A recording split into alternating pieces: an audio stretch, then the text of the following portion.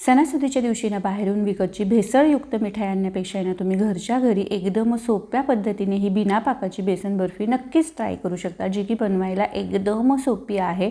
घरातील उपलब्ध फक्त 4 साहित्य वापरून आपण ही बर्फी बनवलेली आहे। यासाठी दूध, मिल्क पावडर, कंडेन्स मिल्क किंवा खवा मावा असं काहीही वापरलेलं नाही आहे।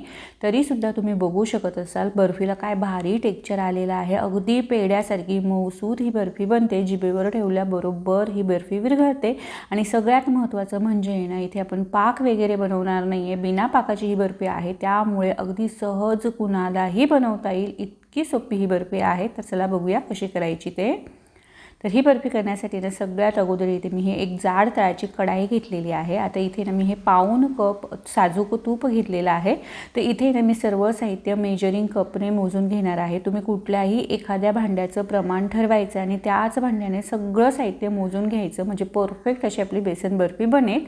तूप एकदा की विरघळलं यात मी टाकलेला आहे पाव कप रवा। तर इथे तुम्ही जाड बारीक कुठलाही रवा ह्या बर्फीसाठी वापरू शकता। त्यानंतर इथे ना मी सारख्याच कपाने 2 कप बेसन पीठ मोजून घेतलं होतं। बेसन पीठ मोजताना एकदम दाबून दाबून भरायचं आहे कपामध्ये, म्हणजे ना आपली जी बर्फीचं प्रमाण आहे ना ते परफेक्ट येतं। आता लो फ्लेमवर हे बेसन आपण ना व्यवस्थित असं भाजून घेणार आहोत। बेसनाच्या गाठी सर्व मोडून घ्यायच्या आहे आणि लो फ्लेमवर सतत हलवत आपल्याला हे बेसन मस्त अशा सोनेरी रंगावर येईपर्यंत खरपूस भाजून घ्यायचं आहे। तर आता जरी तुम्हाला व्हिडिओत बघून वाटत असेल ना की तूप खूप जास्त झालेलं आहे, पण विश्वास ठेवा ह्या प्रमाणात आहे ना एकदम परफेक्ट अगदी पेड्यासारखी मऊसूत बर्फी जमते। तर आता हे जे बेसन आहे ना हे आपण तळापासून सतत ढवळत मस्त असं खरपूस भाजून घेणार आहोत। बेसन भाजायला अजिबात कंटाळा करायचा नाही आहे। गॅसची फ्लेम लो ठेवायची आहे आणि लो फ्लेमवरच सतत हलवत आपल्याला हे बेसन भाजून घ्यायचं आहे। जर तुम्ही गॅसची फ्लेम मोठी केली ना बेसनाला वरतून रंग येईल पण आतून बेसन कच्चच राहील आणि त्यामुळे ना मग बर्फी नंतर टाळ्याला चिकटते।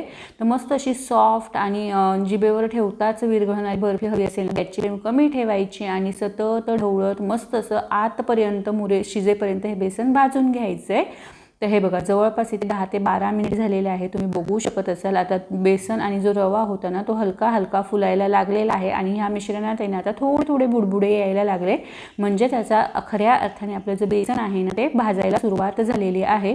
तर अगदी कढईच्या तळापासून सतत ढवळत राहायचं। मी परत परत सांगते, कारण बेसन जेवढं तुम्ही छान भाजाल ना तेवढे आपल्या बर्फीचं टेक्स्चर छान येईल। तर जवळपास आहे ना अर्धा तासासाठी तरी हे बेसन मी भाजून घेणार आहे। तर हे बघा सुरुवातीपासून जवळपास बरोबर इथे मला अर्धा तास झालेला आहे। तुम्ही आता बघू शकत असाल बेसनाला मस्त असा हलकासा सोनेरी रंग आलेला आहे, थोडंसं तांबूच हे बेसन झालेलं आहे आणि ना तूपसुद्धा पूर्णपणे वेगळं झालेलं आहे। मस्त असं पातळसर हे मिश्रण झालं आहे। आता हे आपली ही जी बर्फी आहे ना हिला मस्त असं रवाळ दाणेदार टेक्स्चर यावं यासाठी ने यात मी साधारण 2 ते 3 चमचे पाणी टाकलेलं आहे आणि परत एकदा आपण हे व्यवस्थित असं आणखी 4 ते 5 मिनिटांसाठी शिजवून घेणार आहोत। अशा पद्धतीने जेव्हा आपण बेसनात पाणी टाकतो ना तर ते बेसन आतपर्यंत मऊसूद होतं आणि नंतर बर्फी टाळ्याला चिकटत नाही किंवा मग खाताना चिवट लागत नाही। तर आता हे जे काही पाणी टाकलेलं आहे ना आपण हे पाणी परत एकदा इव्हॅपोरेट होईपर्यंत आणखी 4 ते 5 मिनिटांसाठी हे बेसन आपल्याला भाजून घ्यायचं आहे आणि सुरुवातीपासून अगदी शेवटपर्यंत कुठेही गॅसची फ्लेम वाढवायची नाही आहे। तर हे बघा पाणी टाकल्यानंतर मी परत एकदा हे 5 ते 6 मिनिटांसाठी बेसन पीठ भाजून घेतलं होतं। तुम्ही बघू शकत असाल बेसन पीठ आता परत एकदा सुरुवातीचं जे टेक्स्चर होतं ना त्या टेक्स्चरमध्ये आलेलं आहे, त्या फॉर्ममध्ये आलेलं आहे। पाणी पूर्णपणे बाष्पीभवन झालेलं आहे पाण्याचं। तर आता मी गॅस बंद करते आणि हे जे बेसन पीठ आहे ना हे आपल्याला जवळपास 20 मिनिटांसाठी थंड करून घ्यायचं आहे। गरम गरम पिठात साखर टाकायची नाही आहे। तर जवळपास 20 मिनिटांसाठी तरी हलकंसं कोमट आपण हे बेसन पीठ करून घेणार आहोत।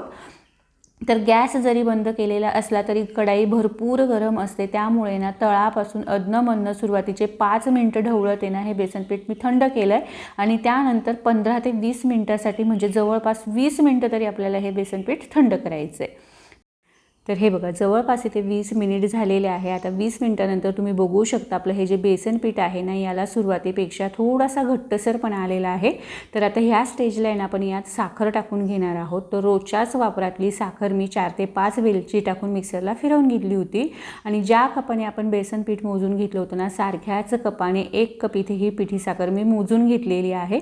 तर आता ही पिठी साखर आपण कढईत टाकून घेऊया आणि परत एकदा हे सगळं साहित्य व्यवस्थित असं एकजीव करून घ्यायचं आहे.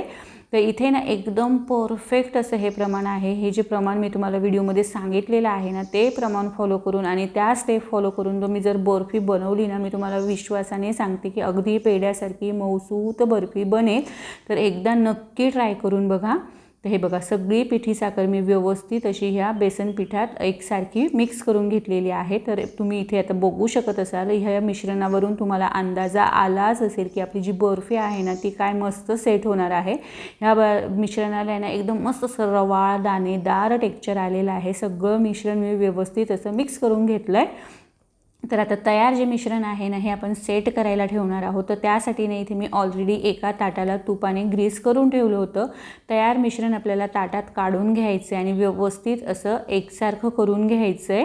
तर हे मिश्रण सेट करण्यासाठी ना आपल्याला कसलीही घाई नसते, त्यामुळे तुम्ही अगदी आरामात केलं तरीही चालेल. मिश्रण ताटात काढून घेतल्यानंतर चमच्याने थोडंसं हलकं एकसारखं करून घ्यायचं आहे आणि थोडंसं टॅप टॅप करायचं आहे जेणेकरून यात जे काही बबल्स असतील किंवा मग बुडबुडे जमतात ना ते एकसारखे सेटल होतात. त्यानंतर आवडत्या ड्रायफ्रूटने इथे या बर्फीला सजवायचं आहे. तर इथे मी बदाम आणि पिस्त्याचे काप टाकलेले आहे आणि हे जे मिश्रण आहे ना हे आता आपल्याला 4 ते 5 तासासाठी रूम टेम्परेचरवर येईपर्यंत सेट करून घ्यायची याची बर्फी. तर रूम टेम्परेचरला ना जवळपास एक 4 ते 5 तास लागतात. तुम्हाला जर घाई असेल ना तुम्ही अर्धा तास फ्रीजमध्ये सुद्धा हे मिश्रण ठेवू शकता आणि त्याप्रमाणे सेट करू शकता. तर मी रूम टेम्परेचरलाच ही बर्फी सेट करायला ठेवणार आहे आणि 4 ते 5 तासानंतर आता आपण ही बर्फी बघणार आहोत. तर हे बघा जवळपास इथे 4 तास झालेले आहे. 4 तासानंतर तुम्ही बघू शकत असाल बर्फी एकदम परफेक्ट सेट झालेली आहे. तर आता हे बर्फी ना मी कट करून घेते. ते इथे मी स्क्वेअर शेपमध्ये ही बर्फी कट केलेली आहे. तुम्ही तुमच्या आवडत्या आकारात म्हणजे डायमंड शेपमध्ये सुद्धा किंवा मग रेक्टँगल शेप म्हणजेच आयताकृतीसुद्धा कट करू शकता. तर बर्फी मी कट करते त्याहून तुम्हाला अंदाज आलाच असेल की ही बर्फी आपली किती सॉफ्ट झालेली आहे. एकदम मस्त दाणेदार मऊसूत ही बर्फी झालेली आहे. तर अशा पद्धतीने ना अगदी 4 साहित्यात एकदम मस्त अशी मऊसूत पेड्यासारखी सॉफ्ट दाणेदार आणि जिभेवर ठेवताच विरघळणारी ही बेसन बर्फी इथे बनून तयार झालेली आहे. तर येत्या रक्षाबंधनाला म्हणा किंवा मग लगेचच लागोलाग गौरी गणपती येत आहे तर त्यासाठी तुम्ही ही बर्फी नक्की ट्राय करून बघा. कशी झाली हे मला कमेंटमध्ये नक्की कळवा. आजचा हा व्हिडिओ तुम्हाला थोडा जरी आवडला असेल तरी प्लीज लाईक शेअर नक्की करा आणि अशाच नवनवीन रेसिपीजसाठी चॅनलवर नवीन असाल चॅनलला अजूनही सबस्क्राईब केलेलं नसेल तर प्लीज सबस्क्राईब करा. पुन्हा भेटूया अशाच एका नवीन रेसिपीसोबत. तोपर्यंत धन्यवाद.